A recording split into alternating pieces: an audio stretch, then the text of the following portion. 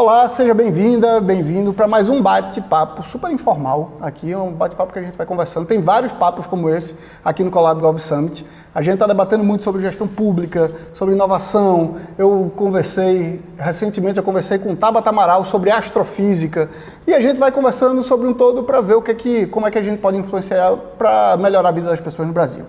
E aí, para falar sobre tecnologia, a gente resolveu trazer assim um suprassumo de um cara incrível, Paulo Cunha. Posso chamar de Pacu? Por favor. Pacu, ele é diretor da AWS, do setor público da AWS, tem uma trajetória absurda por empresas de tecnologia no Brasil. A gente vai bater um papo aqui, Pacu, é super informal, então, por favor, sinta-se à vontade e seja muito bem-vindo. Mais uma vez, obrigado. Parabéns pela Collab e também pela iniciativa. Super feliz do convite de vocês e pelo que vocês têm feito pelo país no impacto ao cidadão. Então, para nós é uma honra participar do Summit, Collab Summit. Obrigado. Que bom. Pacu, eu queria pegar um pouco de... Vou pegar meio que... Não é pelo fim, porque eu vejo que tu já está nessa há um tempo, assim, mas quando é que tu se interessa por setor público? A gente vai entrar no lado de tecnologia como um todo, mas quando é que tu se interessa por setor público? Por quê? Quando é que isso surge, assim, na tua trajetória? A pergunta é excepcional, porque ela vem muito com a transformação da tecnologia. Na época, eu fui o primeiro Country Manager da Intel no Brasil. Uhum. E o curioso nessa história toda é que eu chego no meio de uma discussão importante, que era a lei da informática. A lei da informática foi a transição do mercado, que era um mercado fechado, para a transição de um mercado mais aberto, onde o conteúdo nacional deveria ser prevalecido. Uhum. E o nosso desafio era... Será que vai chegar no microprocessador? Porque você fabricar microprocessador, ele exige que o país esteja preparado. Esteja preparado com mão de obra adequada, tem uma política clara de como você faz a transação financeira, porque aquilo lá você produz e vende para o mundo inteiro e você tem que fazer cash toda hora. E ao mesmo tempo você ter condições industriais para que isso pudesse acontecer. E o nosso receio era que o país obrigasse algo em que a indústria inteira não está preparada. E quem ia ser penalizado seria o brasileiro. Então, pela primeira vez, quando isso aconteceu, eu me vi envolvido em entender, falei assim, eu preciso falar com alguém que toma decisão e de que entenda qual é a complexidade que isso tem que acontecer e para que evite que essas coisas não venham. E acabou que eu me envolvi diretamente, acabamos até mesmo abrindo uma associação de indústria na área tecnológica, chamava-se Instituto Brasileiro de Convergência Digital. Isso depois virou, junto com a Brascom 1.0, virou o que é hoje a Brascom 2.0 e ela continua evoluindo. E assim acabei entrando por políticas públicas. É uma coisa que é legal. A gente conversa muito com esse mundo do governo, assim, o tempo inteiro, naturalmente, né? E eu acho que é uma coisa também que me trouxe para essa área. A gente estava conversando mais cedo, empreendi a vida toda, eu sempre adorei empreender. Na verdade, eu acho que eu não sei fazer outra coisa, mas a história do Collab, inclusive, ela é por acaso. Vamos dizer assim, o lado de entrar em políticas públicas é muito por acaso. A gente empreendia com tecnologia, com marketing digital, trabalhei em várias campanhas políticas no passado. Numa dessas surge a ideia do Collab e a gente vê como quando você está trabalhando com o setor público e com impacto social, como é legal, assim. É onde você consegue, e aí a gente junta duas coisas, né? Primeiro, tecnologia da escala e políticas públicas, elas precisam de escala. Você trabalhando com o setor público como um todo, ou serviços públicos como um todo, você tem essa satisfação de entender o impacto da tecnologia. Porque no final do dia é o cidadão que vai ser beneficiado. E é exatamente esse o propósito. Então, com isso, você acaba se apaixonando, entendendo que você pode construir algo muito bom para o país, ajudar a construir, na verdade, e ao mesmo tempo você garantir que a melhoria impacta diretamente a ele. Só para você ter uma ideia, nós fomos selecionados para um projeto chamado RNDS, na época pelo Ministério do Planejamento e Gestão, numa ata que nós vencemos como AWS, junto com um parceiro nosso, e conseguimos levar cloud computing pela primeira vez para o governo federal. Existia um projeto maravilhoso chamado Rede Nacional de Saúde, e era inteirinho nativo na cloud, com o objetivo que você falou, escala e população. Quando veio a Covid e você precisava ter um ambiente que você tivesse uma certificação e uma carteira de vacinação para a Covid, e você constituir isso como algo importante para você começar a ter uma vida um pouco mais normal, ou saber planejar melhor onde você deveria investir mais ou menos em termos de vacinação, estava pronto. Então, imediatamente, nós atendemos praticamente 180 milhões de cidadãos que foram vacinados. Então, quer dizer, quando você entende que aquela tecnologia que saiu de um projeto com um conceito maravilhoso, só você conseguiu implementar e na emergência você estava lá presente, isso é gratificante demais. A gente teve 2 trabalhos na pandemia que eu acho que, sim, completamente ligados à pandemia, que foram muito interessantes. Obviamente que tudo usando Colab, obviamente tudo usando a possibilidade de escala de toda a plataforma que a gente tem. Uma delas era, primeiro a gente se associou, a gente se juntou a uma startup de epidemiologia chamada EpiTrack, que basicamente o fundador e CEO dela é um cara que é um epidemiologista, e a gente fez um questionário sindrômico, onde as pessoas respondiam como elas estavam se sentindo. Por trás rodava um algoritmo sindrômico que apontava para onde a doença Covid estava indo no território. A gente lança isso meio que num projeto chamado Brasil Sem Corona, usando o Colab como plataforma. 100 e poucas mil pessoas todos os dias respondiam como elas estavam se sentindo. A gente, com isso sabia com 15 dias de antecedência para onde a doença estava indo. Os municípios clientes da gente, a gente direcionava onde eles deveriam fazer testes. E aí economizava testes. Isso virou um paper científico publicado na Nature. Vigilância participativa é um negócio incrível. Uau. A gente fez isso em parceria com essa startup chamada EpiTrack.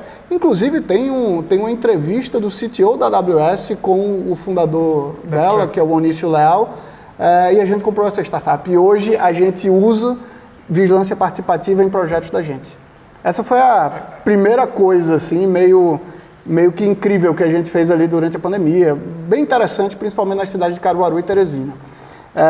Também, a gente, durante o final da pandemia, assim, o que é que começa a acontecer? Né? Precisa começar a vacinar as pessoas, e aí as cidades com dificuldade de como é que a gente vai vacinar, como é que a gente sabe onde as pessoas vão, a gente lançou a plataforma de agendamento de vacina para municípios. Em Niterói, por exemplo, acho que mais de 1/3 da população se vacinou agendando vacina por dentro da plataforma, chegando lá sem pegar fila e esse tipo de coisa.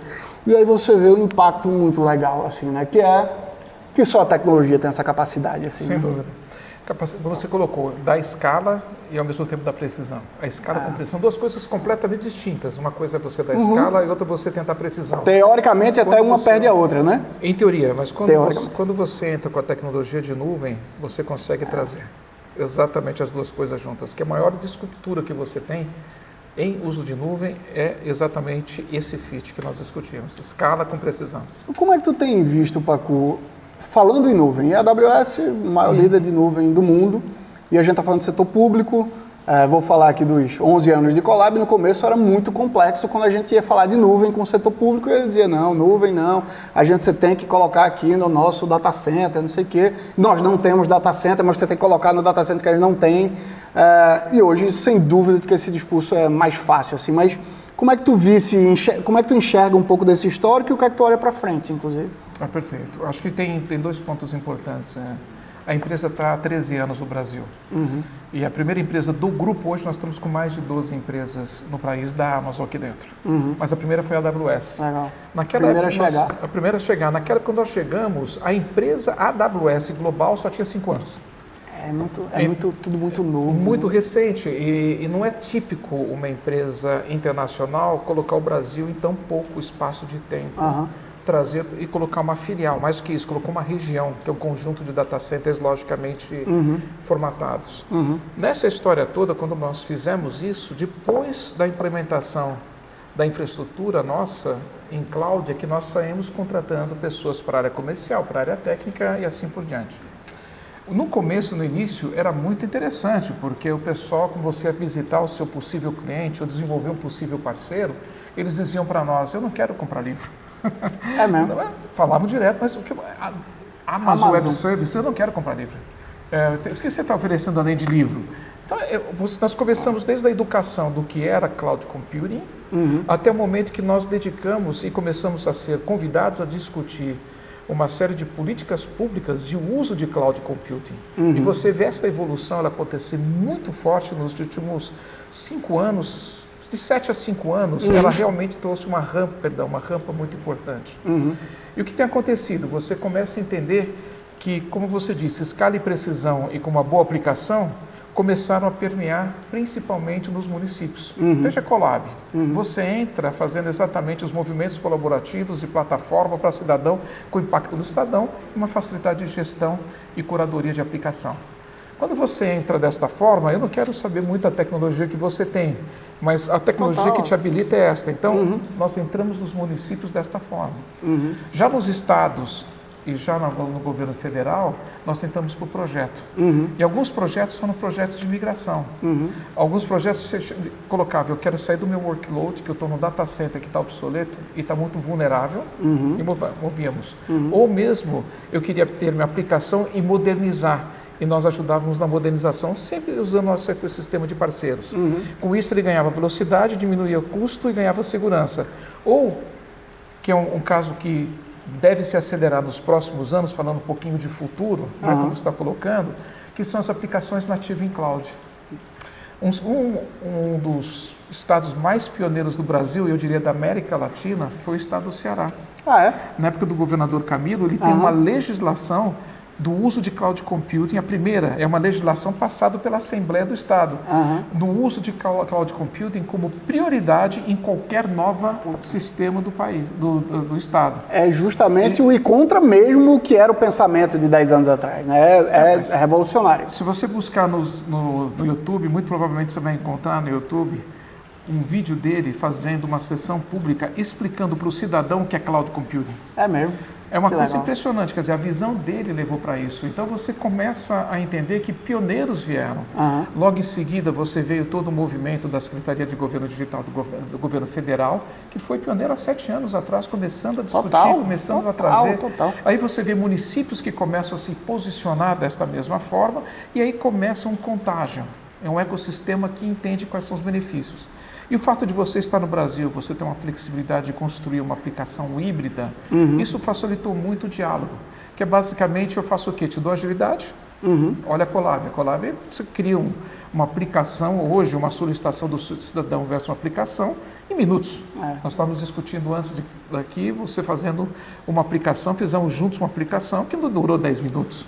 E ao mesmo tempo, quando você olha para esse projeto, eu diria assim, o país, ele entendeu que digitalizar é importante numa fase, mas a transformação pelo digital, como você me colocou agora na sua experiência com a Colab, é o que vai fazer o país aumentar sua produtividade e, consequentemente, o impacto vai ser maior em todos os sentidos. Então, o futuro é aumento de produtividade, aumento de aplicações baseados em nativos na cloud e com uma componente muito forte da transformação pela inteligência artificial e a Generative AI. E ambas vieram exatamente para ficar e trazer produtividade. Haja visto que nós discutimos com a sua aplicação. Eu ia pegar por aí até. Para quem não sabe e conhece o Colab profundamente, a gente é uma tecnologia que é basicamente tudo utilizando a AWS. E eu estava mostrando para Paco mais cedo, a gente tem uma solução que você precisa criar um serviço digital. Você vai lá num prompt, usando inteligência artificial, você descreve o que é e ele cria automaticamente aquilo em aplicativo, aplicação no aplicativo, em WhatsApp, no portal, ele cria como é que isso funciona.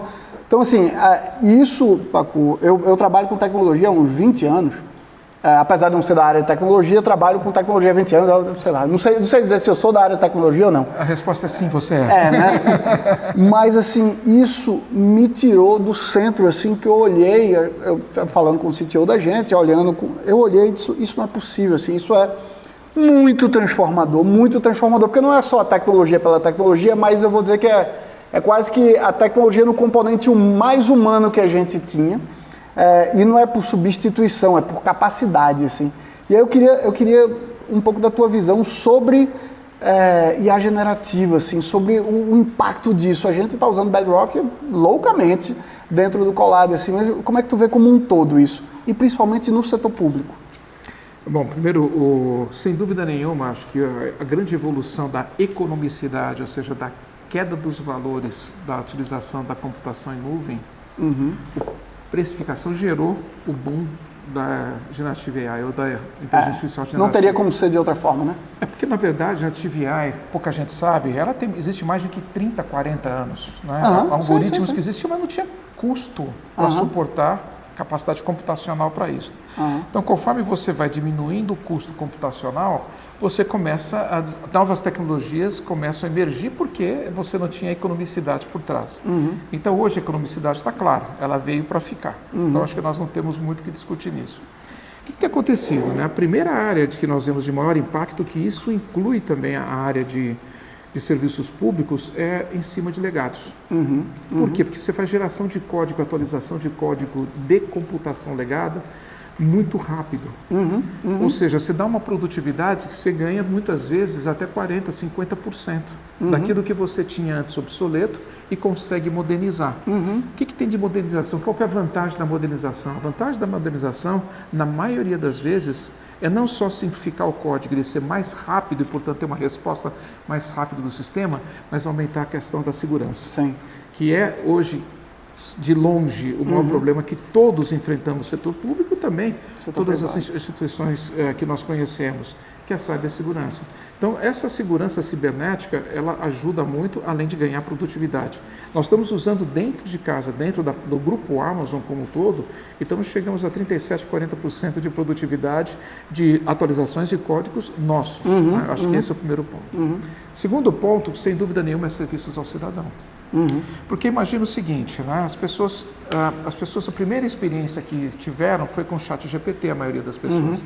E o ChatGPT é uma plataforma mega aberta e fácil. Com todo respeito. Acho que é isso que ela tem. Super fácil e aberta. Quer dizer, você tem dados de tudo quanto é jeito, entrando nela e respeitando todas as condições. Mas quando você vai, por exemplo, no Detran, você vai no Detran da sua cidade, ou do seu estado, perdão, e você diz o seguinte: eu quero fazer perguntas para o Detran sobre as situações que eu tenho. Não são coisas simples, não, do tipo, onde eu faço minha inspeção, como eu faço. Não, eu quero saber o seguinte: como é que eu faço transferência de origem e, ao mesmo tempo, eu faço coleta de multas e eu quero fazer transferência para minha empresa e não mais para minha pessoa física. Quando você pega essas bases de informações e começa a colocar no seu ambiente controlado, e esse é o segredo, o seu ambiente controlado, onde você coloca os dados importantes, você não contamina os dados, você acabou de dar produtividade para o teu cidadão. E o que acaba acontecendo com isto? Você começa a aumentar o nível de respostas e, portanto, o serviço fica com melhor qualidade. Você faz uma curadoria sempre. Se chegar ao ponto de você não ter uma resposta satisfatória, você liga para um call center, você tem um número de pessoas bem mais preparadas e não precisa fazer o beabá. Total. Então, começamos aqui, qualidade de serviços e produtividade. Se você vai para a área da justiça, que é uma área que tem investido muito na área de Generative AI, você vai encontrar uma otimização de processos. Hoje nós temos um estoque de 81 milhões de processos. A cada 3 pessoas, vamos pegar nós aqui e o nosso amigo que está fazendo toda essa parte cenográfica para nós, cada 3 aqui tem um processo para nós 3 aqui, com certeza, no país. Com quem está assistindo tem 4. Então pronto. Então acabamos de ter um probleminha aqui, pessoal. Como é que você faz? Você tem muita jurisprudência. Essa jurisprudência você está no seu tribunal estadual, se você for uma corte comum, ou você pode consolidá-la no CNJ. Se você consegue ter a consolidação no CNJ, você consegue entender as diversas opiniões sobre o mesmo assunto. Com isso, ela te traz uma sumarização para que com melhor qualidade o juiz tome essa decisão. Claro. Então você reduz o processo de entendimento, aumenta as opções e te dá maior qualidade de opção. E o mesmo está acontecendo na saúde. Eu vou te dar um exemplo que a gente faz com o Hospital das Clínicas de São Paulo, na área de radiologia.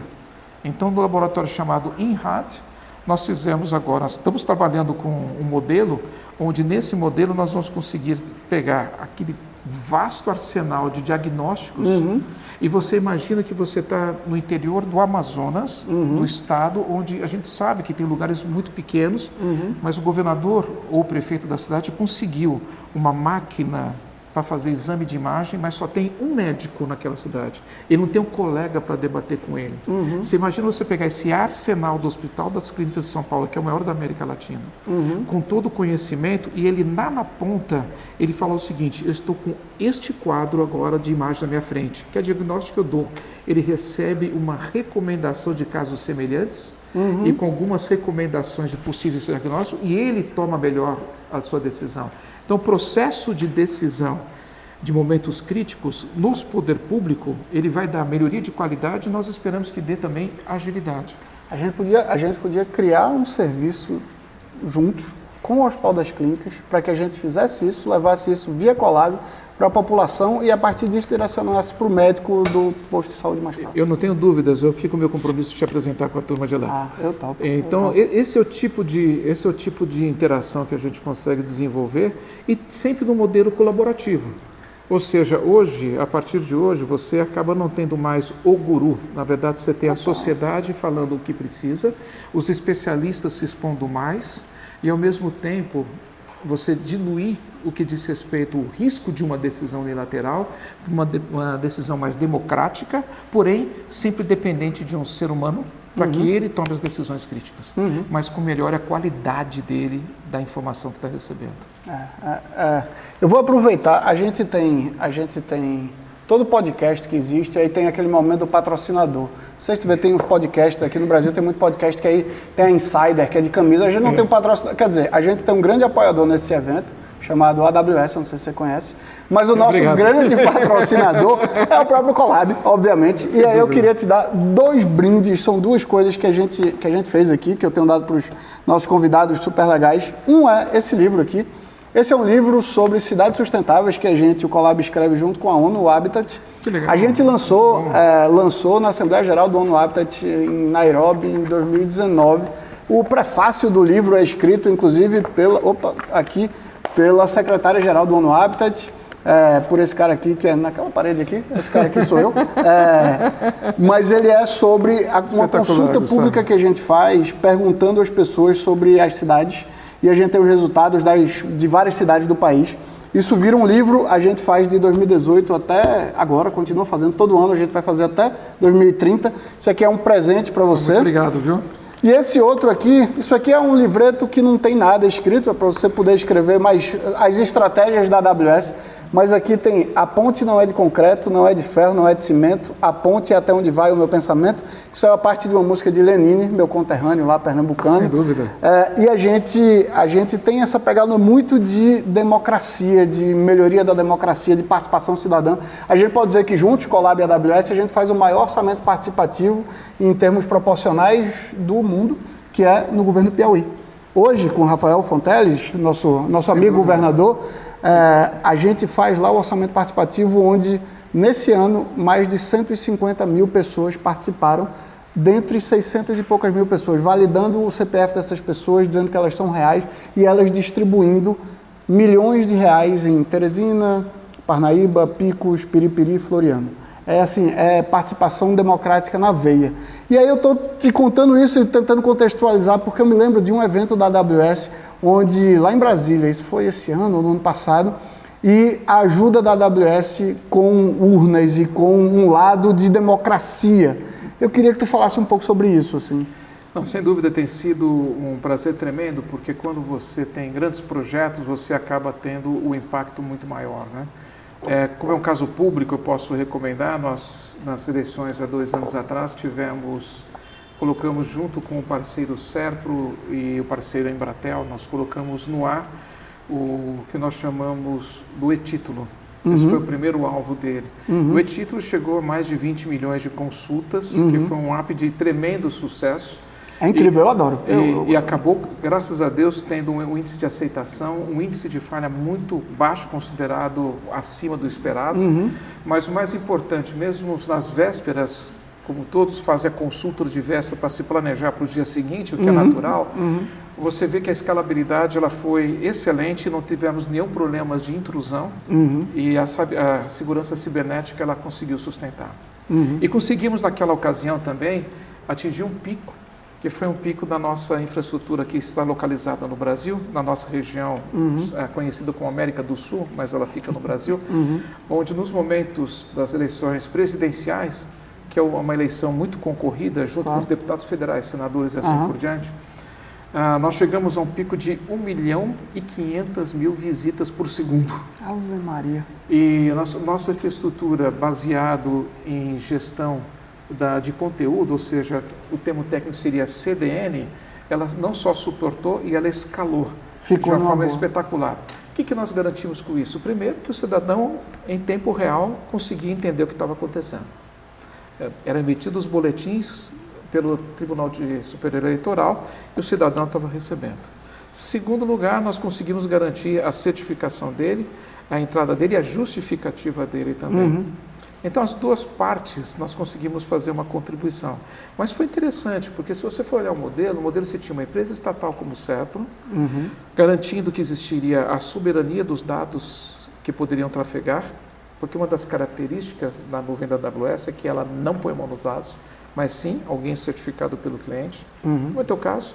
Segundo ponto, uma empresa nacional de envergadura, como a Embratel, que tem também uma capacidade tecnológica reconhecida no mercado, e ao mesmo tempo um grupo multinacional implantado no Brasil com 13 anos, já com uma responsabilidade de investimento muito grande, fazendo a democracia acontecer pela tecnologia. E graças a Deus deu tudo certinho, viu? Estou muito feliz por isso. Total. Assim, a gente, enquanto parceiro da AWS, eu sou muito fã, a gente trabalha muito próximo, estaremos juntos, inclusive, no reInvent, em Las Vegas. Vai ser um prazer tremendo recebê-lo. Essa palestra, esse bate-papo da gente aqui está acontecendo enquanto a gente está no reInvent, porque o evento é 3, 4 e 5 de dezembro, a gente vai fazer uma live lá de Vegas falando sobre isso aqui. Deixa eu tomar um cafezinho junto lá e bater no papo com a turma. Pode tomar um chopinho também, que é bom de vez em quando, uma cervejinha, talvez um vinho e um café, com certeza, vários cafés.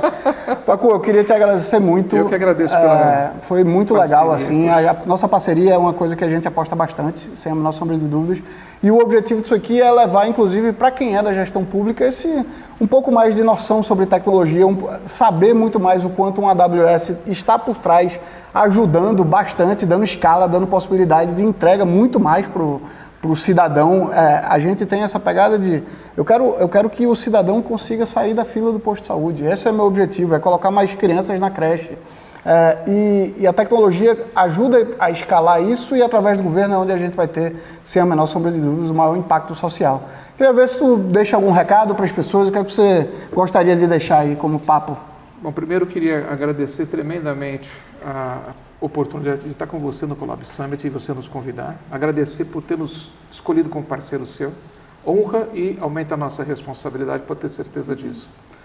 E parabenizar, porque você teve uma visão, junto com teus sócios e colaboradores, de que você transforma, sim, através da tecnologia, e faz sonhos acontecerem. E esses sonhos são muito mais tangíveis do que as pessoas muitas vezes acreditam. Então, você é a prova do que isso é possível. Parabéns. É uma empresa de cidadania e conte com a nossa colaboração. Muito obrigado. Eu que agradeço é uma você. Honra. Honra é nossa. Não tira, não. Boa. Turma, a gente fez um papo muito legal, assim, envolvendo essa coisa de tecnologia que é o core do Colab, mas eu acho onde a gente consegue entregar o maior impacto nas pessoas. Tecnologia escala as coisas, tecnologia boa, tecnologia em nuvem ajuda a gente a chegar em muito mais gente ao mesmo tempo e com muita qualidade. Então, por mais, eu posso falar por mim, eu falei para a Pacu aqui, eu não sou uma pessoa de tecnologia, eu não me formei em tecnologia, mas eu vejo tecnologia como um grande meio para a gente escalar as coisas, principalmente as coisas de impacto positivo. Então, muito obrigado a todo mundo que assistiu, mais esse papo, tem muita conversa legal, muito conteúdo legal no Colab Golf Summit, compartilha isso nas redes sociais, dá like, faz aquelas coisas todas que o povo moderno hoje em dia gosta, que a gente adora também. Muito obrigado, viu? Muito obrigado.